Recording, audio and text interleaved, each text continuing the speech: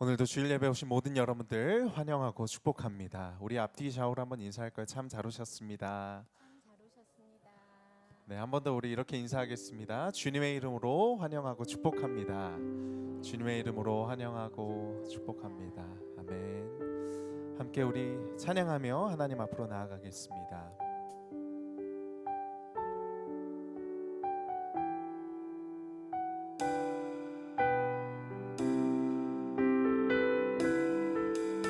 우리 함께 고백할까요? 내 눈 주의 영광을, 내 눈 주의 영광을 보네. 우리 가운데 계신 주님, 그 빛난 영광 온 하늘 덮고 그 찬송 온 땅 가득해. 내 눈 주의 영광을 찬송 가운데 서신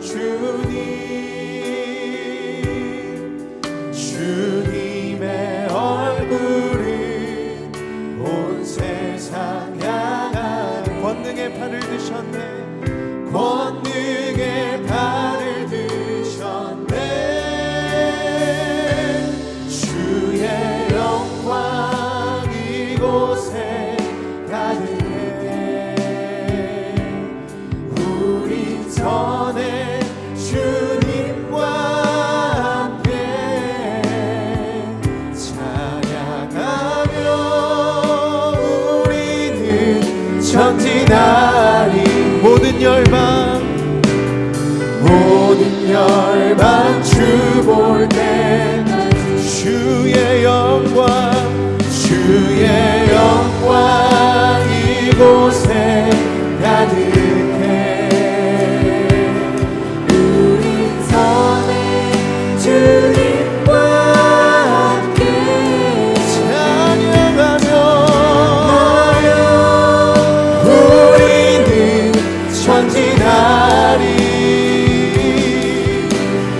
모든 열방 주 볼 때 하늘아버지 우리 새롭게 하사 열방 중에서 주를 섬기게 하소서. 모든 나라 일어나 찬송 부르며 영광의 주님을 보게 하소서. 주의 영광 이곳에 우리 선에 주님과 함께 찬양하며 우리는 전진하리. 모든 열방 주 볼 때 우리 마지막으로 주의 영광 이곳에 가득해. 우리 선에 주님과 함께 찬양하며 우리는 전진하리. 모든 열방 주 볼 때 모든 열방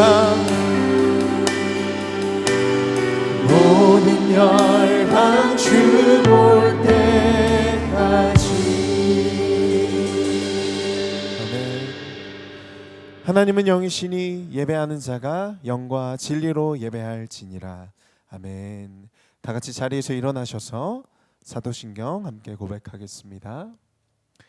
나는 전능하신 아버지 하나님 천지의 창조주를 믿습니다. 나는 그의 유일하신 아들 우리 주 예수 그리스도를 믿습니다.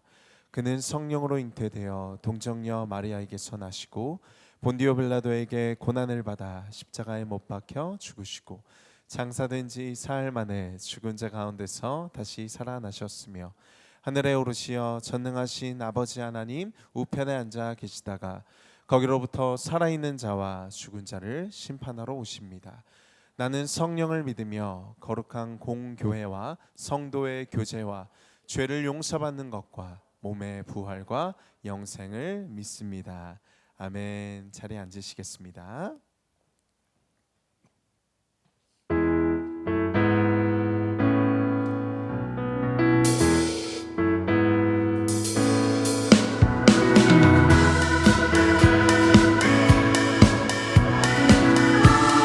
우리 시간 함께 믿음으로 고백합시다. 나의 등 뒤에서 나를 도우시는 주, 나의 인생길에서 지치고 고나여 내일처럼 주저앉고 싶을 때 나를 밀어주시네. 일어나 걸어라 내가 새 힘을 주리니. 일어나 너 걸어라 내 너를 도우리.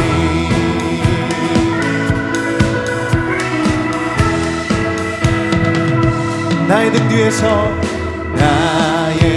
뒤에서 나를 도우시는 주, 평안히 길을 갈 때 보이지 않아도 지치고 고나여 넘어질 때에 다가와 손 내미시네. 아멘.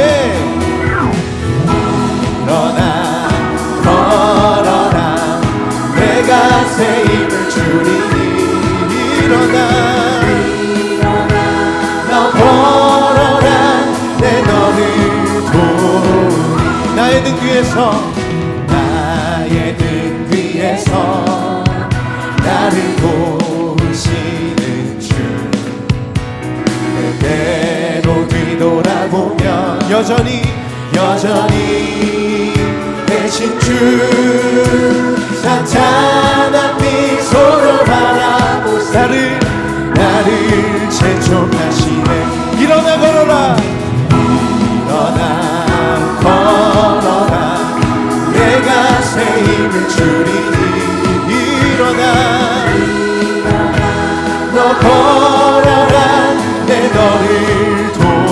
우리 목소리로 일어나 걸어라 내가 새 힘을 주리니. 일어나 너 걸어라 내 너를 도우리. 일어나 걸어라 내가 새 힘을 주리니. 일어나 너 걸어라 내 너를 도우리.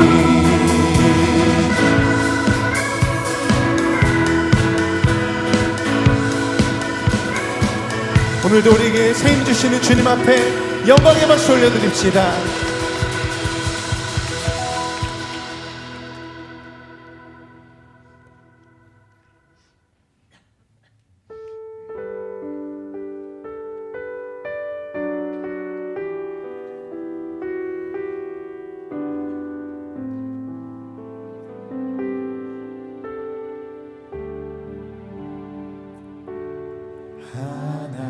하나님의 사랑을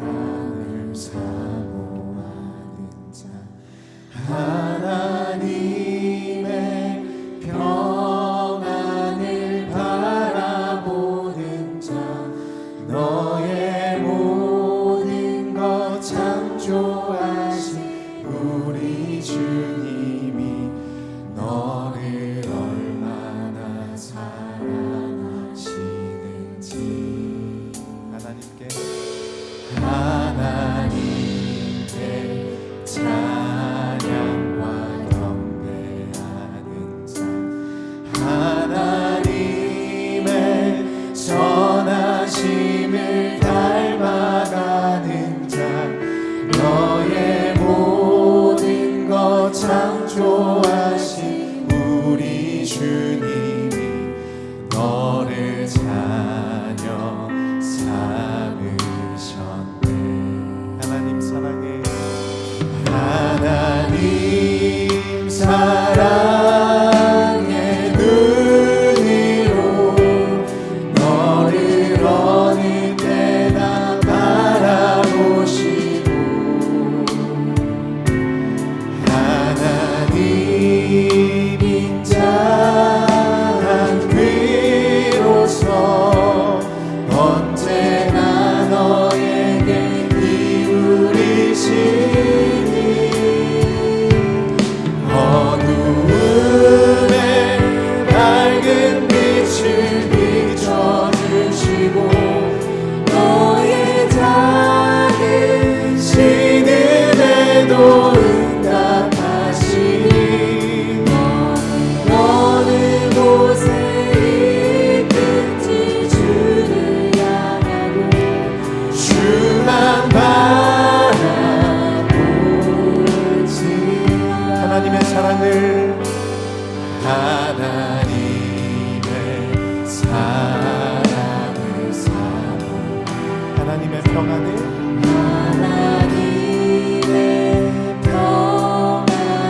바라보는 자 너의 모든 것 창조하신 우리 주님 너를 얼마나 사랑하시는지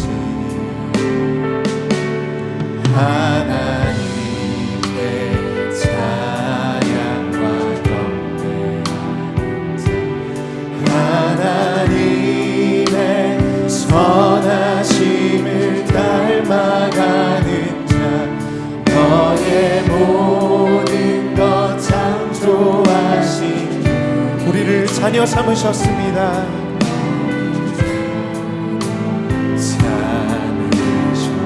우리 함께 믿음으로 고백하겠습니다.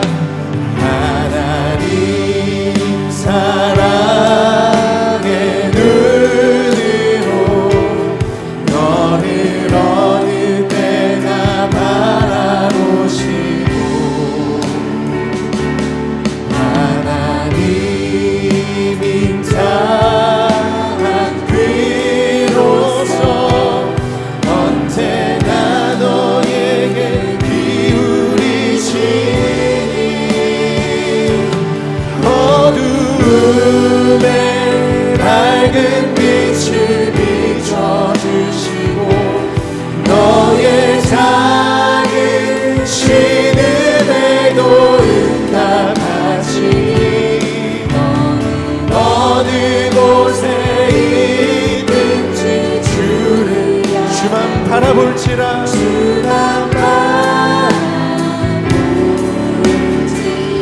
하나님 사랑의 눈으로 하나님 사랑의 눈으로 너를 어느 때나 바라보시고 하나님 인자한 귀로서 언제나 너에게 기울이시니 어둠에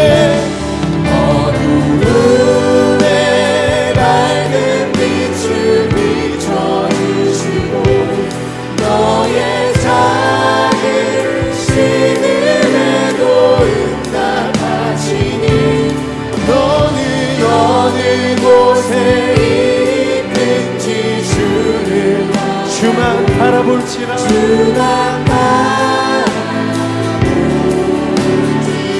어둠의 밝은 빛을 비춰주시고 너의 작은 신음에도 응답하시니 너는 어느 곳에 있든지 주를 향하고 주만 바라보는 다시 한번 어둠에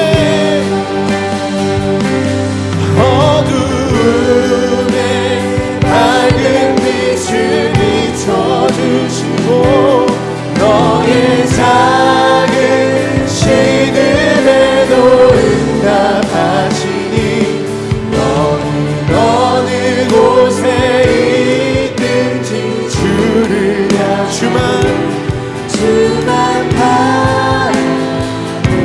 시간 함께 기도하며 나아갈 때 하나님 우리에게 이 믿음 허락하여 주시옵소서.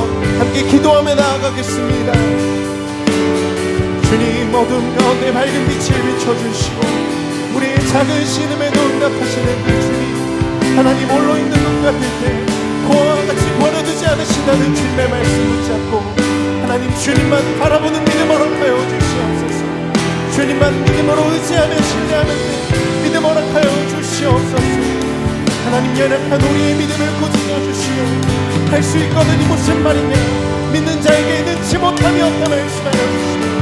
하나님 우리의 영혼이 담대함을 얻게 하시고 용기를 얻게 하시고 주님을 악모함으로 세임을 얻게 하여 주시옵소서. 우리가 주님만을 바라보며 의지하며 주님 안에 우리의 믿음과 신뢰와 신앙을 고백합니다. 주난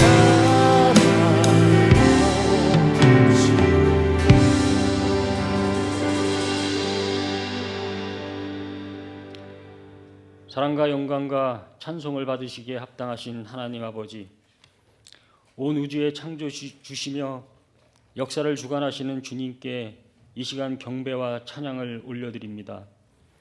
이 아침 저희가 주님의 이름으로 함께 모여 예배할 수 있는 은혜를 허락하심에 감사를 드립니다.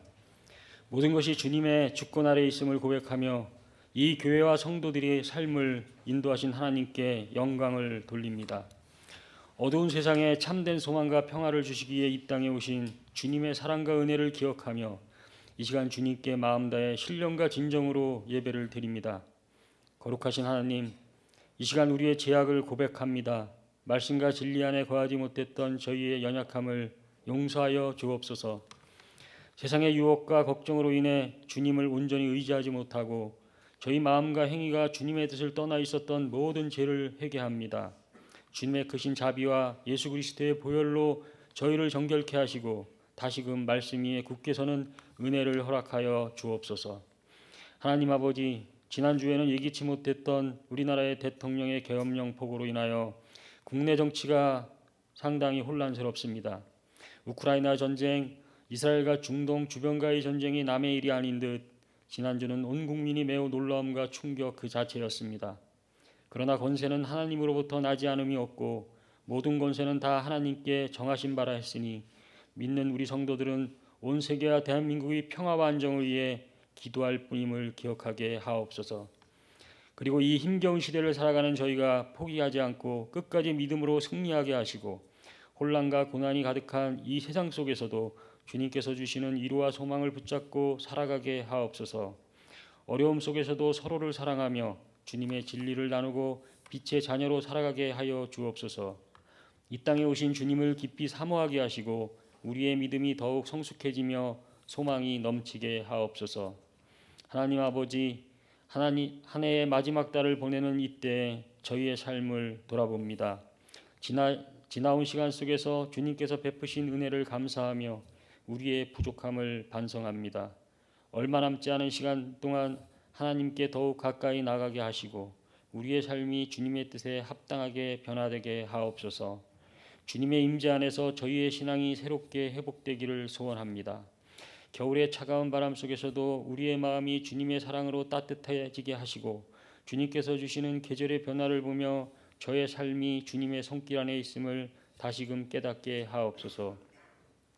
춥고 외로운 이웃들에게 주님의 사랑을 나누는 손길이 되게 하시고 고난 중에 있는 이들에게 위로와 희망을 전하는 온사랑교회가 되게 하옵소서.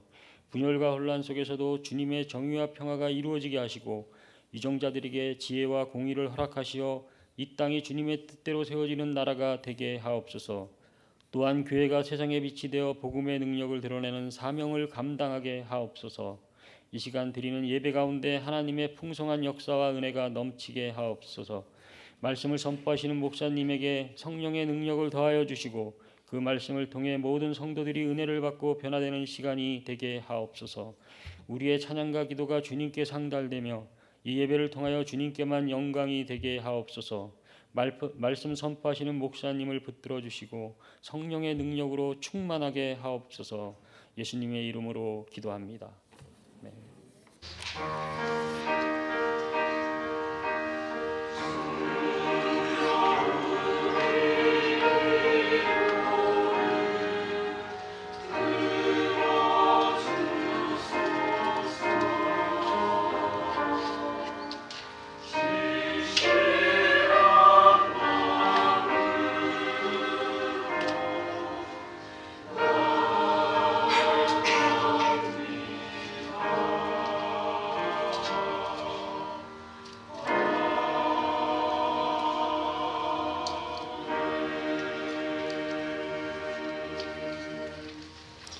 오늘 주실 말씀 보겠습니다. 다니엘서 10장 1절에서 9절 말씀입니다.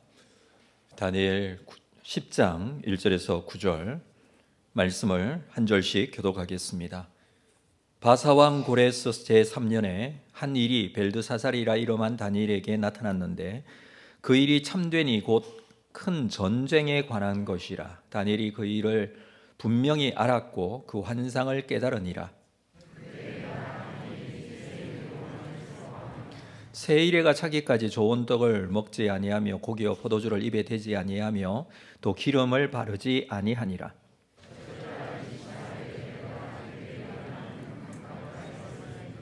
그때에 내가 눈을 들어 바라본즉 한 사람이 세마포 옷을 입었고 허리에는 우바스 순금 띠를 띠었더라.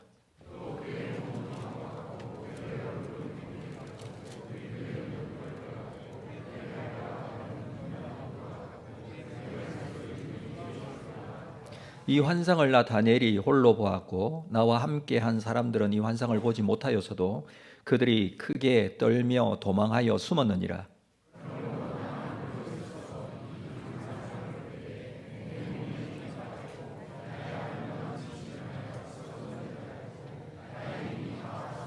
함께 읽습니다. 내가 그의 음성을 들었는데 그의 음성을 들을 때에 내가 얼굴을 땅에 대고 깊이 잠들었느니라. 아멘. 준비하신 헌금 하나님께 드리겠습니다.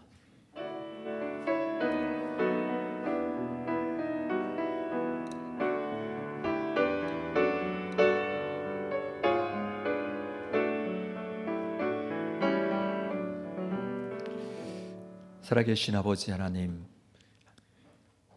하나님께서 우리를 인도하시고 함께해 주셔서 지난 한 주간 주신 감사의 제목으로 하나님께 감사한금을 올려드립니다. 10분의 1을 소득의 10분의 1을 구별한 11조 헌금으로 선교장학 구제건축원금으로 우리에게 주신 여러 가지 감사의 제목들을 함께 감사하며 예물을 올려드립니다. 주님께서 예물 가운데 함께 하심을 믿습니다.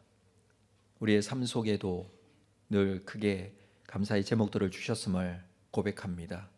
주님의 뜻이 이 예물 속에 이루어지기를 원하고 주의 나라와 영광이 주 복음의 역사, 생명의 구원의 역사가 이루어지는 일에 쓰임받게 하여 주옵소서. 우리의 이 헌금을 드림과 같이 우리의 몸과 마음도 헌신하기를 원합니다. 주께서 우리를 사용하시면 또 하나님의 영광이 드러나게 될 줄로 믿고 쓰임받는 우리의 삶, 인생이 될 수 있도록 인도하여 주옵소서. 감사하고 예수님의 이름으로 기도합니다. 아멘. 2부 찬양대에 찬양이 있겠습니다.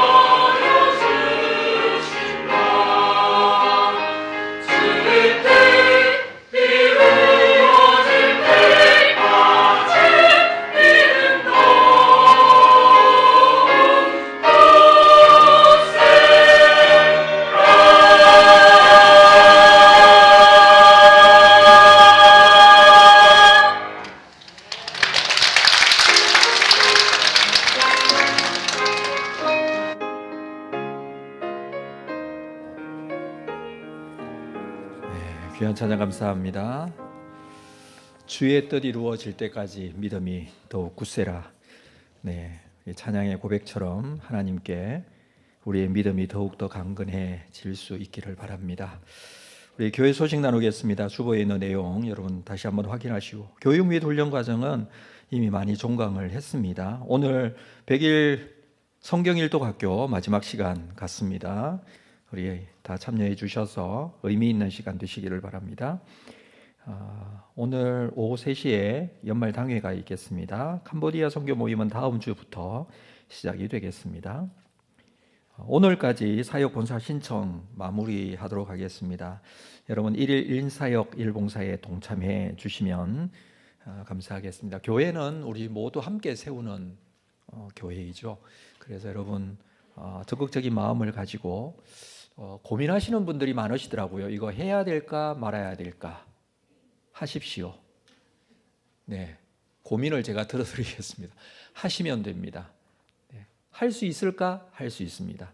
그래서 여러분 다시 한번 신청서를 보시고 또 소개서를 보시고 함께 해 주시길 바랍니다. 제가 지금까지 신청하신 2주간에 걸쳐서 신청하신 여러분 신청 현황을 보니까 부족한 부분이 아직 많습니다. 함께 해주시면 감사하겠습니다.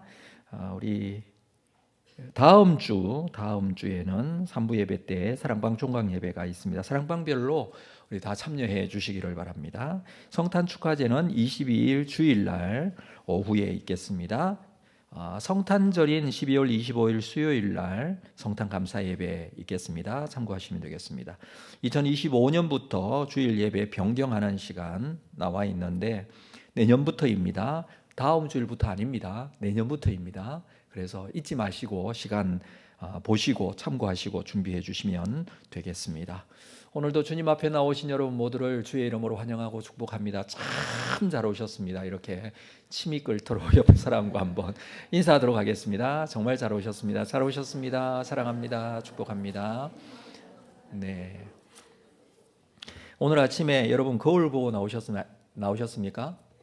네, 거울 보고 화내셨어요? 아니면 웃으셨어요?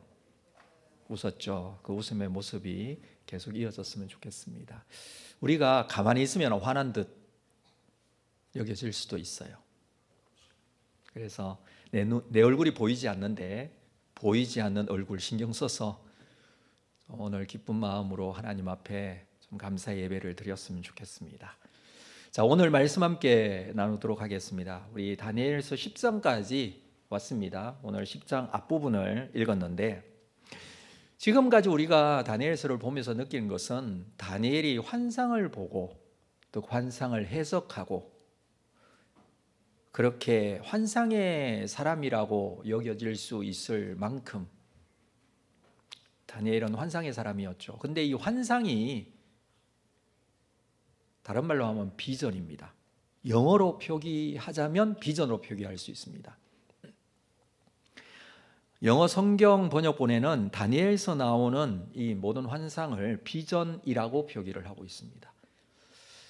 헬라어, 히브리어 또는 아람어로 기록된 이 다니엘서가 환상이라고 한글로 번역된 부분이 각기 좀 다른 단어들로 쓰여 있습니다. 여러 단어들이 나와요. 그런데 영어에서는 다 비전이라고 합니다. 이 하나님께서 다니엘에게 비전을 보여주고 있다, 이렇게 우리가 이 본문들을 읽을 수 있습니다. 하나님의 계획과 인도하심에 대한 내용이 하나님에 대한 비전이죠. 이 비전을 보여주시기도 하고 해석해 주신 것입니다. 그래서 한마디로 다니엘은 비전의 사람입니다. 우리가 간혹 이 사람에게 비전이 있다 없다 이렇게 평가할 때가 있죠. 이 사람은 비전이 있다, 비전이 없다. 어떻게 평가하고 판단할 수 있을까요? 비전은요, 하나님께서 보여주시는 거고 하나님의 작정과 계획입니다. 우리 성도들께서는 우리 다음 세대 아이들에게 비전에 대해서 얘기할 때가 있을 겁니다. 비전을 가지라고. 근데 그 비전은 무엇입니까? 그것은 내가 계획한 것이 아니라 하나님께서 계획한 것이 비전입니다. 다니엘은 하나님의 비전을 보고 그리고 깨닫고 있습니다.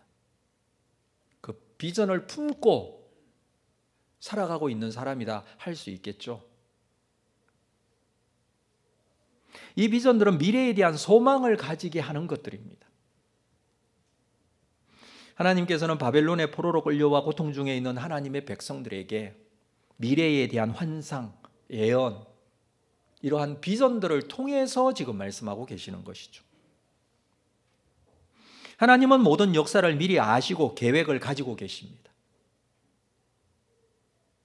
그 과정 속에 힘들고 어려운 시간들마저도 하나님은 알고 계시지만, 그러나 궁극적으로 이루어지게 될 하나님의 선하신 계획이 완성될 것입니다.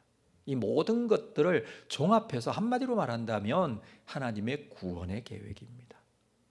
그렇습니다. 하나님의 사람에 대한 하나님의 구원의 계획은 말씀하신 대로 완성해 가실 것입니다. 우리는 이것을 믿음으로 보고 있습니다. 그것이 하나님의 말씀과 그리고 나에게 주어진 하나님의 비전이기도 합니다. 오늘 본문에 나오는 10장의 내용도 다니엘이 본 비전이라고 할 수 있습니다. 자, 그 상황을 보겠습니다. 1절 말씀 우리 같이 읽을까요? 한 목소리로 시작. 바사왕 고레서 제3년에 한 일이 벨드사살이라 이름한 다니엘에게 나타났는데 그 일이 참되고 곧 큰 전쟁에 관한 것이라. 다니엘이 그 일을 분명히 알았고 그 환상을 깨달으려. 여기 환상이라고 하고 있는 이 단어도 비전입니다. 바사왕 고레서 제3년이라고 했습니다. 페르시아의 표기가 바사라고 되어 있죠.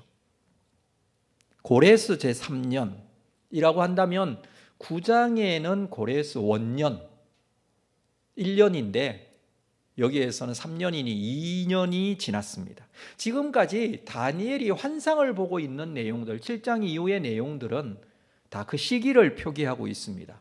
7장은 벨사살 1년, 8장은 벨사살 3년, 9장은 고레스 1년, 10장은 고레스 3년. 뭔가 통일성이 있어 보입니다. 고레스 제3년이라고 했습니다. 우리가 알고 있듯이 고레스 왕은 페르시아의 제국이 바벨론을 멸망시킨 이후에 고레스 칙령을 반포하여 모든 민족들이 자기 나라로 돌아갈 수 있도록 했습니다. 이 고레스 칙령으로 말미암아 이스라엘도 스룹바벨과 예수아를 중심으로 예루살렘으로 돌아간 사람들이 있었습니다.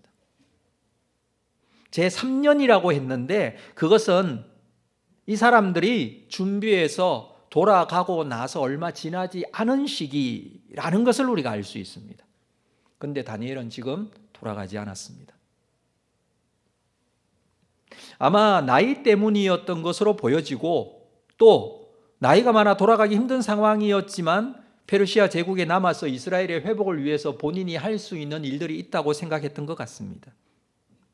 자, 오늘 본문에 나오는 이 시기는 이미 보았던 다니엘 6장에 사자굴 사건이 있었는데 그 사자굴 사건이 있을 때쯤으로 여겨질 수 있습니다. 동일한 시대에 있었던 사건입니다.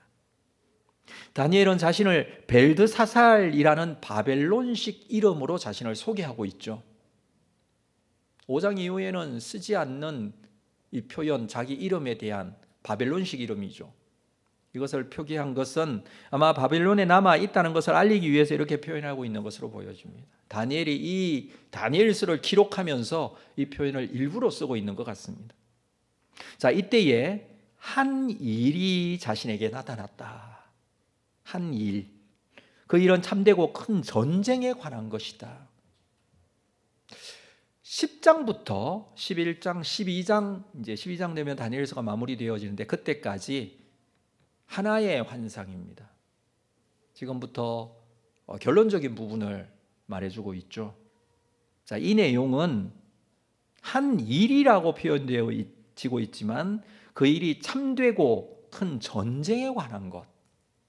전쟁이라고 번역했지만 군대나 무리라고 그렇게 번역할 수도 있는 단어입니다. 전쟁 같은 큰 어려움이 있다라는 그런 내용일 것입니다. 자, 그때에 2절 볼까요? 그때에 나 다니엘이 새 이래 동안을 슬퍼하며, 이때 다니엘이 새 이래 동안 슬퍼하며 금식하고 기도했다라는 내용이에요. 다니엘이 슬퍼하고 새 이래 동안 시간을 정하고 기도하고 있는 것은 다른 이유가 아닐 것입니다. 여러 가지 이유를 생각할 수 있지만 이때에 가장 다니엘을 힘들게 하는 소식, 그것은 바벨론 포로 생활을 끝내고 돌아갔던 예루살렘으로 돌아갔던 귀향민들에 대한 소식이었을 것입니다. 스룹바벨과 예수라를 중심으로 예루살렘으로 돌아간 사람들, 자, 바벨론 포로 귀환은 3차에 걸쳐서 이루어졌다고 이미 말씀을 여러 차례 드렸습니다. 스룹바벨에 의한 1차 귀환이 있었죠. 이때는 고레스 원년 때에 이미 고레스 칙령으로 말미암아 돌아간 사람들이 이 에스라 말씀에 보면 약 5만 명 가까이 되는 사람들, 굉장히 많은 사람들이죠. 그러나 포로로 잡혀와서 살고 있는 이 디아스포라 사람들 전체를 생각한다면 그렇게 많은 사람은 아닙니다. 자, 이 사람들이 예루살렘으로 돌아갔습니다. 이 돌아가는 것 믿음으로 다니엘은 기다렸고 기도했던 내용이고, 또 그렇게 되면 백성들이 회복되어지고 이스라엘이 회복되어지고 예루살렘 성전이 회복되어지는 것에 대한 기대감을 가지고 있었을 것입니다. 근데 돌아간 사람들은 어떻게 됐습니까? 들려오는 소식에 의하면 예루살렘에 가서 여전히 어려움을 겪고 있다는 내용이에요. 자, 그 상황을 우리는 잘 알고 있습니다. 예루살렘으로 돌아가 그들이 먼저 한 것은 성전을 건축하고자 했던 일들이었습니다. 그런데 대적들의 방해로 인해서 성전 건축하지 못하고 어려움을 겪고 있었습니다. 그 상황을 우리가 잠깐 보고 지나가겠는데 말씀을 찾아볼까요? 에스라 4장 말씀 한번 보겠습니다. 구약 성경 에스라 말씀입니다. 에스라 4장, 물론 구절을 보여드리기도 하겠지만 한번 찾아보시면 말씀을 이해하는 데 훨씬 도움이 됩니다. 앞뒤 상황도 보셔야 되기 때문에 에스라 4장 구약 성경 말씀 찾아보십시오. 714페이지에 있습니다. 에스라 4장 1절. 자, 1절 말씀. 사로잡혔던 자들의 자손이 이스라엘의 하나님 여호와의 성전을 건축한다 함을 유다와 베냐민의 대적이 듣고 있습니다. 이 대적들은 누구냐 하면 돌아온 사람들, 예루살렘에 돌아와서 성전을 건축하려고 하는데 그 주변에 있던 사람들, 다른 민족들 또는 주변에 있던 그런 나라들, 그런 사람들을 대적이라고 표현하는데, 자, 2절 볼까요? 스룹바벨과 독장들에게 나와 이르되 우리도 너희와 함께 건축하게 하라.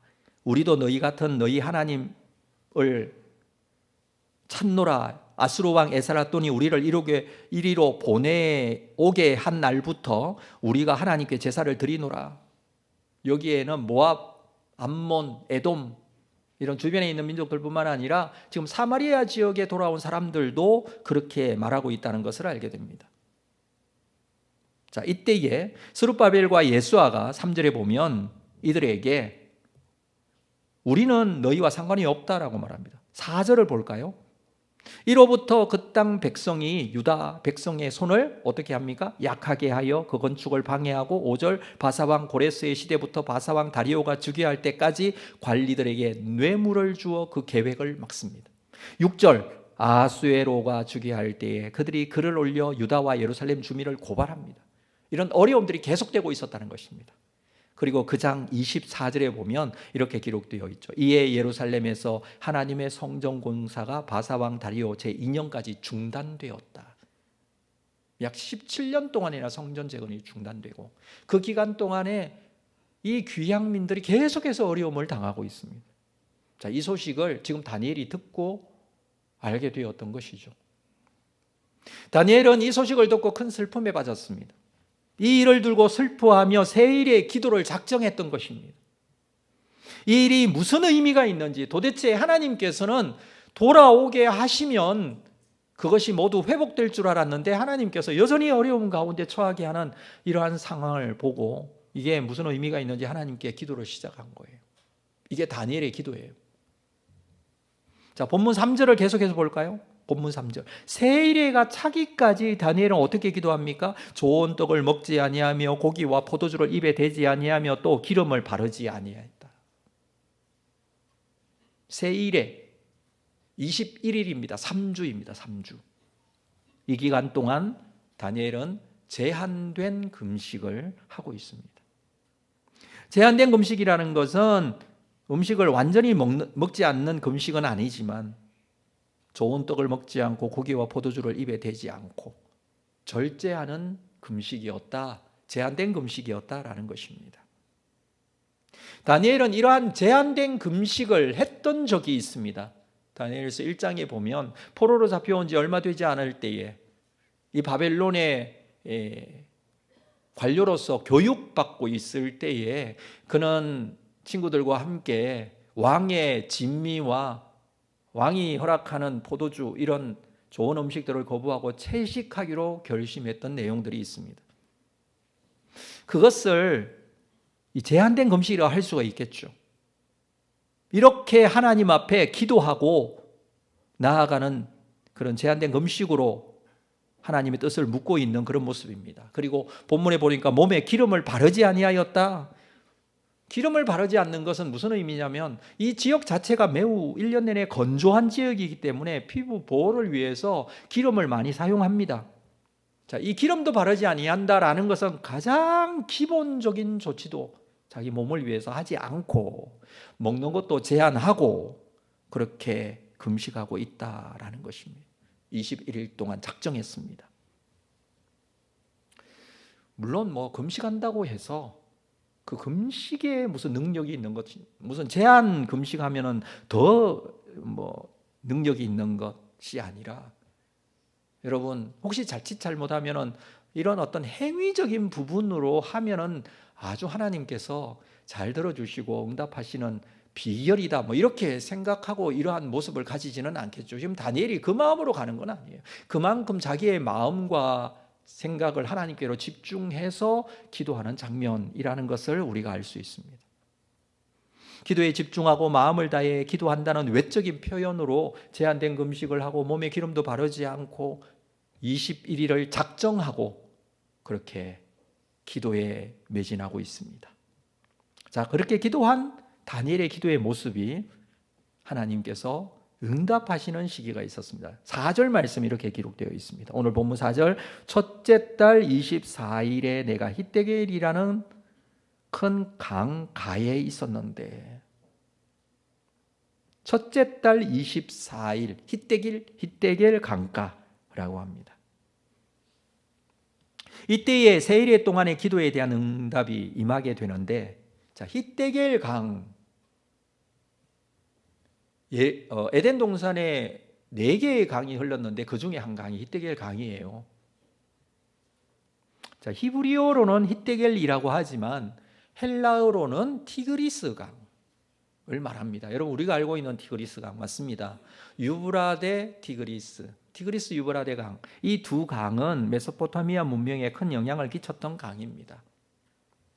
바벨론에서부터 조금 떨어진 곳에 이 티그리스 강이 있습니다. 가장 가까운 곳도 한 30km 정도 떨어져 있고 멀게는 몇백 킬로 떨어져 있는 강입니다. 지금 다니엘이 이곳에 와 있습니다. 다니엘이 있어야 할 곳은 바벨론인데 바벨론으로부터 히데겔 강까지 온 것이죠. 그것은 여러 가지 이유가 있으리라고 생각을 합니다. 자기의 어떤 개인적인 직무를 위해서 온 것인가 라고 생각할 수 있지만 여기까지 와서 지금 기도하고 있는 모습 보면 아마 금식하기 위해서 시간을 내어서 여기까지 온 것이 아닐까 생각합니다. 그리고 21일이라는 이 기간을 작정한 것은 예루살렘으로부터 들려왔던 이 슬픔의 소식 이것을 두고 하나님 앞에 작정하고 기도한 것으로 보여집니다. 근데 이때 언제입니까? 첫째 달 24일. 첫째 달. 이 첫째 달은 유대 종교력으로는 니산월입니다. 니산월은 6월절이 있는 달. 그게 첫째 달이에요. 유월절 하면 이스라엘 백성들이 애굽에서 출애굽하던 날 하나님께서 절기로 명하신 유월절, 그들을 구원하셨음을 기념하여 지키는 날,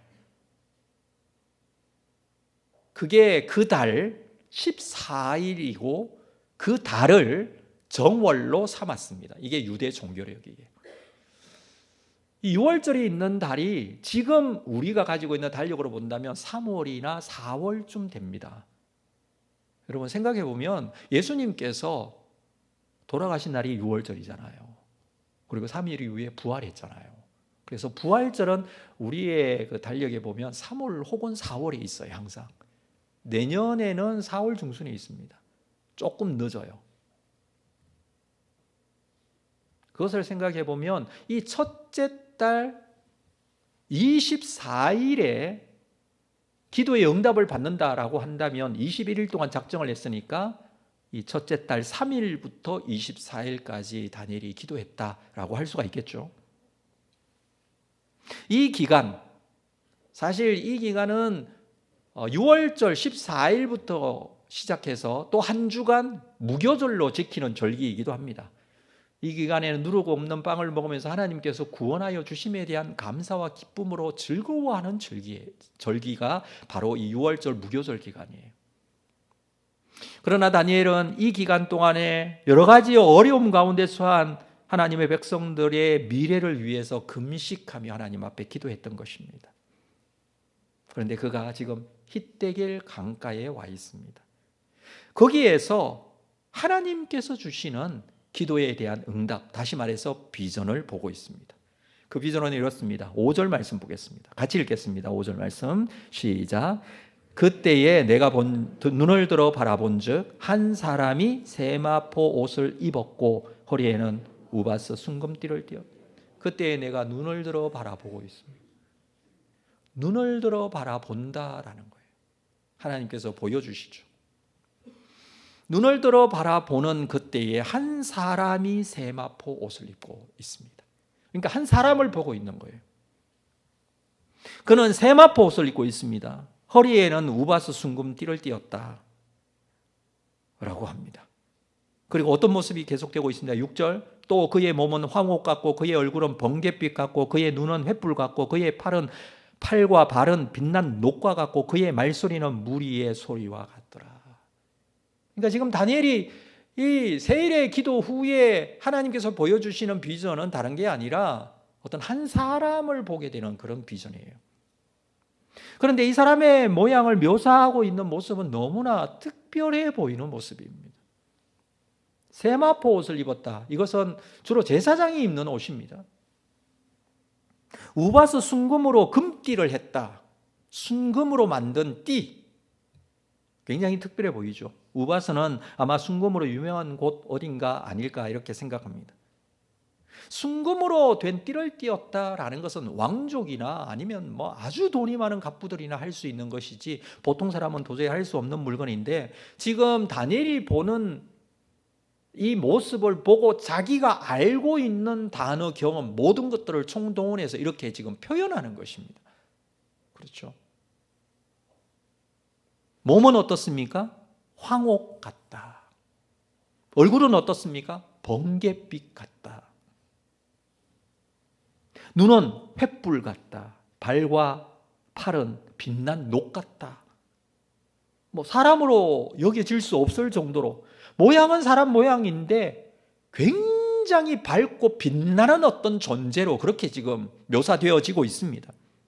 말소리는 어떻습니까? 무리의 소리. 수많은 사람들이 함께 말하는 모습. 한 사람이 말하는 것과 수많은 사람이 함께 말하는 소리는 완전히 다릅니다. 여러분, 우리가 함께 말씀을 읽을 때에 함께 읽을 때의 소리가 완전히 달라요. 그렇죠? 수많은 사람들이 말하는 소리 같지. 이 사람을 다니엘은 누군지 알 수가 없습니다.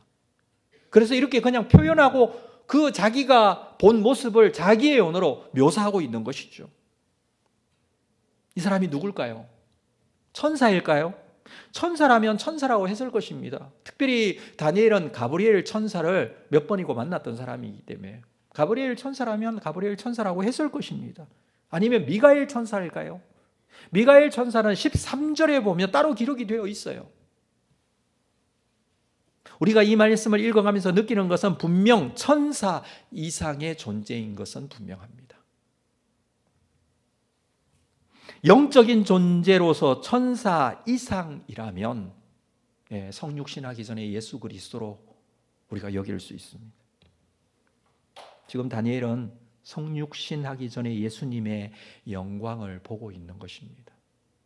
이 시기에 정말 슬픔 가운데 나라와 민족, 예루살렘의 성전, 이것에 대한 미래를 생각하면서 하나님 앞에 작정하고 기도하고 있는 다니엘에게 하나님께서 보여주신 비전은 다른 것이 아니라 성육신하기 전에 예수님의 영광이에요. 이 모습을 다니엘이 지금 보고 있습니다. 성경에 보면 예수님의 모습을 특별하게 바라본 사람들이 종종 있었습니다. 하나님께서 힘들고 어려운 상황 속에서 그것을 예수님의 모습을 보게 하시고 깨닫게 하시는 경우들이 있습니다. 에스겔 선지자도 이것을 보았는데 에스겔 1장 26절 말씀 한번 볼까요? 에스겔 1장 26절. 에스겔도 바벨론 포로 생활을 하며 하나님 앞에 주신 그 말씀을 받아 예언했던 선지자였고 그는 그발 강가에 가서 어렵고 힘든 시기에 하나님께서 주시는 말씀을 받았던 선지자인데 그발 강가에서 이 환상을 보고 있어요. 에스겔 1장 26절 이후의 말씀을 제가 읽어드립니다. 그 머리 위에 있는 궁창 위에 보좌의 형상이 있는데 그 모양이 남보석 같고 그 보좌의 형상 위에 한 형상이 있고 사람의 모양 같더라. 27절 내가 보니 그 허리 위의 모양은 단쇠 같아서 그 속과 주위가 불 같고 내가 보니 그 허리 아래의 모양도 불 같아서 사방으로 광채가 나고 28절 그 사방 광채의 모양은 비 오는 날 구름에 있는 무지개 같으나 이는 여호와의 영광의 형상의 모양이라 내가 보고 엎드려 말씀하시는 이의 음성을 들으니라. 말의 표현은 다르지만 지금 에스겔이 보고 있는 모습도 다니엘이 보고 있는 모습과 같은 모습이에요. 사람의 모양 그리고 그 모양은 온통 빛으로 비친다라고 했습니다. 그리고 말씀하시는 모습 다니엘이 보고 있는 예수님의 모습과 지금 에스겔이 보고 있는 그 모습이 같은 모습이지만 표현되어지는 자기의 말과 표현이 다를 뿐이지 의미는 같아요. 너무나 빛난 모습 그런데 사람의 모양 그리고 말씀하시는 그 말씀을 듣고 있습니다. 예수님께서는 성육신하기 이전에 구약의 성도들에게도 이렇게 나타나셔서 그들에게 비전을 보여주시고 그들이 예수님의 모습을 보고 산 소망과 위로와 그리고 의미를 이 세상에 주어지는 하나님의 역사의 의미를 깨닫게 하시는 분으로 보여지고 있습니다. 부활하시고 난 이후의 예수님, 그 예수님께서 우리에게 오셨고 십자가에 죽으시고 부활하신 이후에도 성도들에게 보여진 경우가 있습니다. 그 모습은 요한계시록에 나옵니다. 여러분 사도 요한은 예수님과 함께 살았던 사람이고 그가 밤모섬에 유배당하고 어려움 가운데 있을 때에 주님께서 사도 요한을 찾아오셔서 말씀하시는 장면이 요한계시록의 말씀 아닙니까? 근데 요한계시록의 말씀을 주실 때에도 예수님의 모습으로 먼저 나타나서 말씀하십니다. 한번 볼까요? 요한계시록 1장 12절 이후의 모습입니다. 여기도 마찬가지인데 제가 읽어드립니다. 몸을 돌이켜 나에게 말한 음성을 알아보려고 돌이킬 때에 7 금촛대를 보았는데 13절 촛대 사이에 인자 같은 이가 발에 끌리는 옷을 입고 가슴에 금띠를 띠고 그의 머리와 털의 희기가 흰 양털 같고 눈 같으며 그의 눈은 불꽃 같고 그의 발은 풀무에 단련한 빛난 주석 같고 그의 음성은 많은 물소리와 같으며 그의 오른손에 7 별이 있고 그의 입에는 좌우에 날선 검이 나오고 그 얼굴은 해가 힘있게 비치는 것 같더라. 내가 볼 때 그의 발 앞에 엎드려져 죽은 자 같이 되매 그가 오른손을 내게 얹고 이르시되 두려워하지 말라. 나는 처음이요 마지막이니 곧 살아있는 자라. 내가 전에 죽었었노라. 볼지어다 이제 세세토록 살아있어 사망과 음부의 열쇠를 가졌다. 계시록에서 부활하신 예수님께서 사도 요한에게 나타나서 보여주시는 예수님의 모습입니다. 물론 사도 요한도 예수님의 모습을 모르는 건 아니죠. 그러나 부활하시고 승천하신 예수님 그 모습을 그대로 요한에게 보여주고 있습니다. 자, 그렇다면 예수님이 성육신하기 이전에 살았던 구약의 성도들에게 성육신하기 전에 예수 그리스도 도저히 알 수 없는 모습일 거 아닙니까? 요한은 부활하신 예수님을 알고 있지만 에스겔이나 다니엘도 마찬가지입니다. 도저히 알 수 없는 성육신하기 전의 예수님의 모습, 이것을 환상을 통해서 지금 다니엘에게 보여지고 있다는 것은 우리에게 무엇을 말하고 있습니까? 다니엘은 이 모습을 그냥 한 사람이라고 표현을 하고 있습니다. 예수 그리스도는 사람으로 이 땅에 성육신 하실 것입니다. 뿐만 아니라 사람을 구원하시기 위하여 십자가에 죽으실 것입니다. 그 예수님의 모습을 다니엘이 보고 하나님께서 이 모습을 통해서 말씀하고 계신다라는 것이죠. 자, 이 모습을 본 다니엘의 표현은 어떻습니까? 너무나 그 모습이 영광스럽고 뿐만 아니라 그 천상적 현존의 모습을 보고 다니엘은 압도되어졌습니다. 그 모습을 본 다니엘의 모습은 이렇습니다. 7절 말씀, 8절 말씀 같이 한번 읽겠습니다. 7절, 8절 오늘 본문입니다. 시작. 이 환상을 나 다니엘이 홀로 보았고 나와 함께한 사람들은 이 환상을 보지 못하였어도 그들이 크게 떨며 도망하며 숨었느니라. 그러므로 나만 홀로 있어서 이 큰 환상을 볼 때에 내 몸에 힘이 빠졌고 나의 아름다운 빛이 변하여 썩은 듯하였고 나의 힘이 다 없어졌다. 이게 다니엘이 지금 경험하고 있는 모습. 주변에 있는 사람들은 이 모습을 보지 못하였지만 두려움 때문에 떨고 도망하여 숨었다고 그랬습니다. 그러나 본인이 홀로 보았지만 다니엘은 온몸에 힘이 빠지는 것을 경험했습니다. 아무것도 할 수 없는 지경이 되었습니다. 그리고 굉장히 중요한 표현을 하고 있는데 나의 아름다운 빛이 변하여 썩은 듯하다. 예수님의 모습을 보았는데 하나님의 모습을 이렇게 보고 있는데 나의 아름다운 빛이 변하여 썩은 듯하다. 내가 가지고 있었던 아름다운 것, 내가 가지고 있었던 선한 것, 나의 좋은 것, 하나님 앞에 내세울 수 있는 것이라고 생각했던 것까지도 그분 앞에 가니 빛이 변하여 썩은 듯합니다. 사람이 하나님 앞에 갈 수 없는 이유입니다. 여러분, 우리가 아무리 아름다운 것을 가지고 있다고 하더라도 하나님 앞에 가면 썩은 듯하여 다 필요 없는 것이 될 것입니다. 왜냐하면 하나님의 영광 앞에 죄인된 우리의 모습이 갈 때에 우리의 죄인된 모습이 그대로 드러나기 때문에 그렇습니다. 여전히 우리는 죄인의 모습이기 때문에 다니엘은 이 경험을 지금 하고 있습니다. 그래서 온몸에 힘이 다 빠져버립니다. 우리가 하나님 앞에 가져갈 수 있는 것이 무엇이 있습니까? 없습니다. 우리가 가져갈 수 있는 것이 있다면 그것은 하나님의 구원에 대한 은혜이고 감사일 뿐이에요. 내가 가진 것을 내세울 것은 없죠. 나의 열심, 내가 가지고 있는 능력, 나의 선한 것, 나의 아름다운 것, 뭔가 가지고 있습니까? 여러분, 하나님 앞에서는 그것이 다 썩어 없어지는 것일 뿐이에요. 하나님 앞에서는 우리가 그 구원에 대한, 그 은혜에 대한 감사함으로 예배하고 나아가는 것이죠. 오늘도 예배하면서 우리가 하나님 앞에 뭔가 드러내고 자랑할 수 있는 것이 있을까요? 아무것도 없죠. 지금 이 경험을 다니엘이 하고 있는 것입니다. 그래서 힘이 다 빠져버려요. 내가 하나님 앞에 드릴 수 있고 가질 수 있는 것이 없기 때문에 온몸에 다 힘이 빠졌습니다. 그리고 9절에 보면 내가 그의 음성을 들었는데 그의 음성을 들을 때에 내 얼굴을 땅에 대고 깊이 잠들었다고 합니다. 너무나 압도적인 천상적 현존 앞에 다니엘은 힘없이 땅바닥에 쓰러져 혼수 상태가 되듯이 그렇게 되어졌다는 것입니다. 여러분, 8장에 보면 다니엘이 가브리엘 천사를 만났을 때에도 두려워 얼굴을 땅에 대고 엎드렸다고 했는데 사실은 그 모습과 완전히 다른 모습이에요. 천사를 만났던 것과 지금 성육신하기 전에 예수 그리스도를 만나는 모습은 완전 다른 모습이에요. 다니엘이 슬픔에 잠겨 이스라엘의 회복과 성전을 위해서 세일의 기도를 했다고 그랬습니다. 그는 금식하고 절제하며 하나님 앞에 자신을 기도로 드리며 나아갔었던 것이었죠.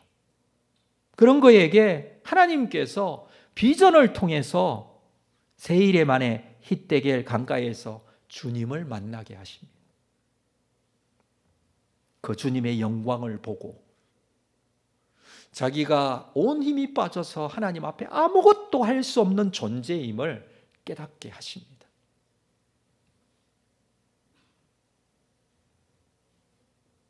정말 우리가 하나님 앞에 이 다니엘처럼 어떤 슬픔에 잠겨 기도하는 기도의 제목이 있고 안타까운 마음으로 작정하며 기도로 나아간다면 주님께서 우리에게 무엇을 보여주실까요? 어떤 기도에 응답을 하실까요? 가장 먼저는 주 예수 그리스도의 그 영광에 참여하는 모습, 그것을 우리에게 보여주실 것입니다. 다니엘처럼 주님의 영광을 보고 깊은 잠에 들어갈 수 있도록 본인에게 힘이 빠지고 아무것도 할 수 없는 존재이지만 하나님께서 구원의 계획과 그 섭리를 이루어 가시는 모습, 예수님의 영광을 그에게 허락하여 주시는 모습대로 우리에게도 그렇게 임하실 것이라고 저는 확신합니다. 그 주님께서 오셔서 다니엘에게 하시는 말씀을 우리가 보고 말씀을 마무리하겠습니다. 자, 12절 말씀 볼까요? 같이 읽겠습니다. 12절 말씀 시작. 그가 내게 이르되 다니엘아 두려워하지 말라. 내가 깨달으려 하여 내 하나님 앞에 스스로 겸비하게 하기로 결심하던 첫날부터 내 말이 응답받았으므로 내가 내 말로 말미암아 왔느니라. 다니엘에게 두려워하지 말고 그리고 하나님께서 응답하셨다. 지금 이 말씀을 하고 있어요. 그 기도에 어떻게 해요? 스스로 하나님 앞에 겸비하게 하기로 결심하던 첫날부터. 자, 다니엘의 기도는 21일 동안 진행이 되었다 그랬는데 하나님의 기도의 응답은 언제부터 있었다고요? 첫날부터 있었습니다. 기도가 끝나서 기도하는 모습을 보고 하나님께서 그 기도에 응답하신 게 아니라 하나님의 응답은 언제부터요? 첫날부터 하나님의 응답이 주어졌어요. 기도의 응답은 시작할 때 주어집니다. 그리고 하나님께서는 그 기도를 듣고 계십니다. 분명히 응답하십니다. 주님께서 이 기도에 대한 응답을 다니엘에게 분명히 말씀하고 있습니다. 다니엘은 다 힘이 빠졌고 주님의 음성을 들을 수 있는 상태만 되었는데 그 음성이 들려지고 있는 거예요. 어깨에 힘을 주고 다리에 힘을 주고 내 손에 힘을 주고 뭔가 할 수 있는 상태에서 이 말씀을 듣는 게 아니라 완전히 힘이 빠졌는데 주님께서 들려주십니다. 네 기도가 응답이 있다. 그렇게 말씀하시는 거예요. 물론 그 내용에 대해서는 우리가 다음 주에 자세한 이 10장 후반부의 말씀을 보겠습니다만은 중요한 것은 다니엘이 이렇게 기도할 때 하나님께서 이렇게 응답해 주신다는 것이에요. 두 번째 14절 말씀을 볼까요? 14절. 이제 내가 마지막 날에 내 백성이 당할 일을 내게 깨닫게 하러 왔느냐. 내 백성이 당할 일, 지금 다니엘이 기도했던 기도의 내용 아닙니까? 이 백성에 대한, 이 성전에 대한 이 기도, 이 일들을 내게 깨닫게 하려고 왔다라고 합니다. 이 부분에 대해서 분명히 또 응답하십니다. 이는 이 환상이 오랜 후의 일임이라. 이 환상, 지금 보여주는 이 환상이 오랜 후의 일로 그렇게 주어지게 될 것이다 라는 것입니다. 다니엘은 슬프고 힘든 상황 속에서 작정 기도를 했습니다. 기도하지 않고는 견디지 못하는 마음을 가지고 하나님 앞에 나아갔던 것이죠. 금식하며 시간을 정하고 하나님 앞에 기도했는데 하나님의 응답은 가장 먼저 주의 영광을 보여주십니다. 그리고 응답해 주십니다. 그리고 더 중요한 거, 주님께서는 그 기도에 응답하시면서 응답 이상의 것을 보여주십니다. 우리가 하나의 기도의 제목을 가지고 나아가면 하나님께서 기도에 응답하실 때 무엇으로 응답하십니까? 그 하나 이상으로 응답하신다는 거예요. 여러분, 이 사실을 믿을 수 있기를 주님의 이름으로 축복합니다.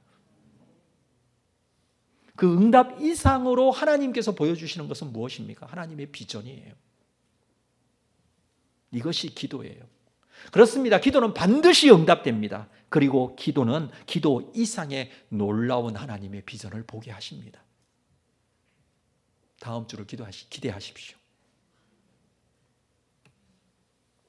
예레미야 33장에서 예레미야에게 임한 하나님의 말씀은 이렇습니다.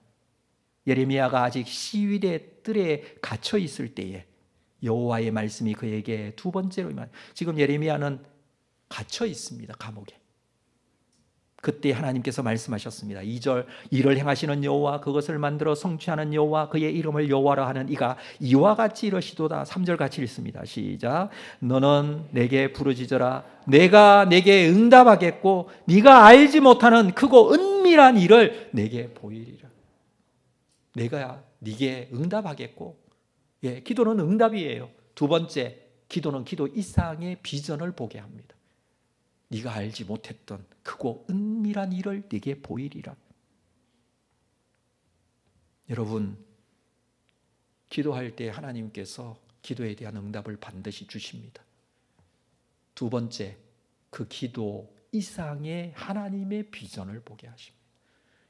다니엘이 기도를 작정하고 나아갈 때 기도에 대한 응답 분명히 주십니다. 그리고 기도 이상의 비전을 보게 하시고 깨닫게 하십니다. 역사를 뛰어넘는 크고 은밀한 것을 보게 되는 비전, 하나님의 비전입니다. 이것은 다른 것이 아니라 하나님의 구원의 역사예요. 그 구원의 은혜를 경험토록 다니엘을 사용하십니다. 오늘도 주님 앞에 나와서 예배하고 기도하는 사랑하는 성도 여러분, 기도하면서 주시는 하나님의 비전을 보시는 여러분 되시기를 주의 이름으로 축복합니다. 주님 찾아오셔서 주님의 영광을 보여주시면서 그 주님의 영광에 우리를 동참시켜 주셨습니다. 세상에는 많은 일들이 일어나고 세상에는 너무 혼란스러운 일들로 인하여 우리의 정신을 어지럽게 하고 있습니다. 나라가 어렵다고 하고 이 사회가 힘들다고 얘기들 해요. 근데 생각해 보면 힘들지 않았던 시기, 어지럽지 않았던 시기가 한순간도 있었나요? 항상 그렇습니다. 이때 우리는 뭘 보고 있습니까? 주님의 영광을 보시기를 바랍니다. 더욱더 주님께 가까이 나가 기도하시면서 주님께서 보여주시는 이 비전으로 하나님 나라를 꿈꾸고 함께 소망하며 주의 영광을 이루어가는 여러분 다 될 수 있기를 주의 이름으로 축복합니다. 우리 자리에서 다 일어나시겠습니다. 말씀 생각하시면서 내 눈 주의 영광을 보내 우리 함께 찬양하며 하나님께 나아가겠습니다.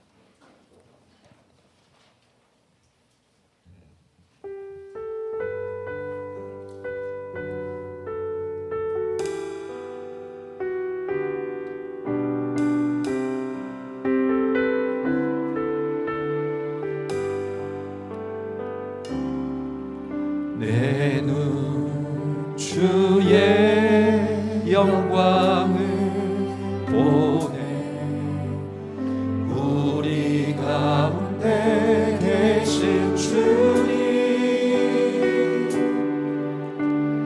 그 빛난 영광 온 하늘 덮고 그 찬송 온 땅 가득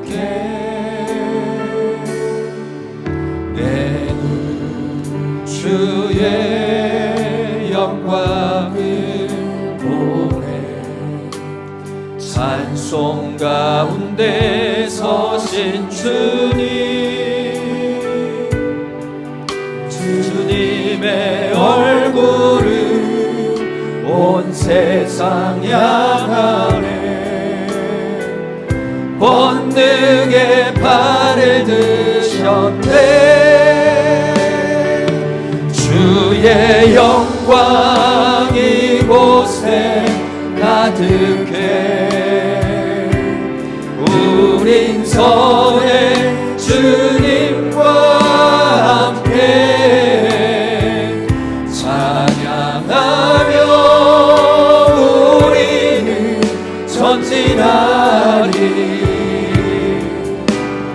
모든 열방 주 볼 때까지 하늘 아버지 하늘 아버지 우릴 새롭게 하사 열방 중에서 주를 섬기게 하소서.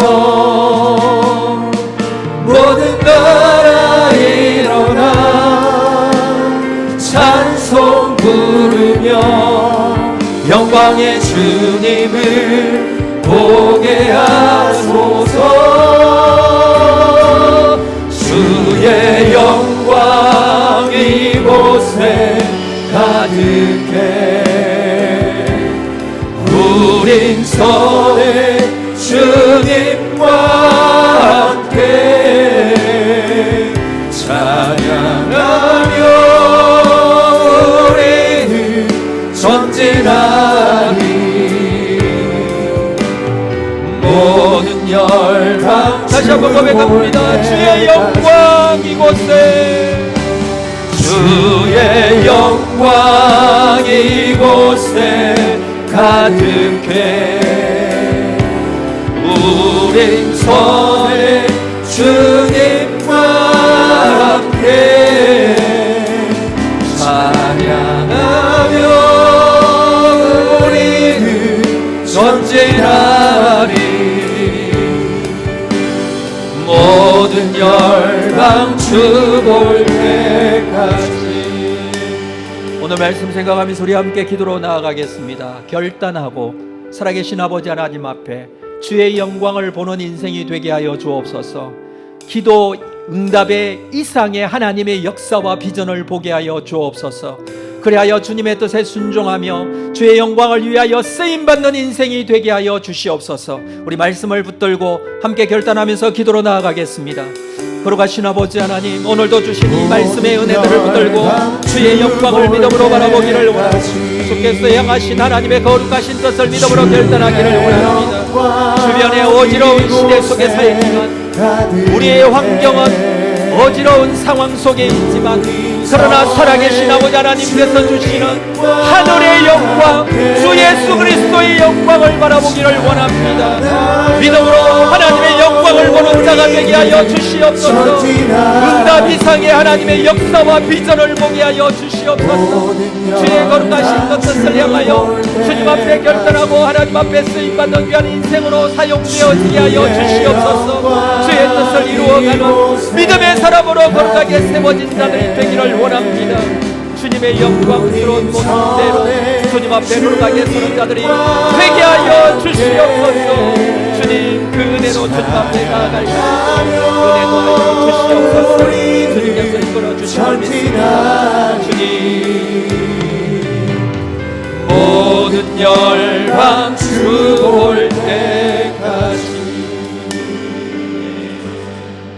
지금은 우리 주 예수 그리스도의 은혜와 하나님 아버지의 크신 사랑하심과 성령님 교통 위로 함께 역사하심이 어지럽고 어려운 상황 속 작정하여 기도할 수밖에 없는 이런 시대 속에 보여주시는 하나님의 영광으로 인하여 하나님의 비전을 깨닫고 주님의 영광에 쓰임받기를 소망하는 우리 모든 성도들의 심령 위에 지금으로부터 영원토록 함께 있을지어다. 아멘.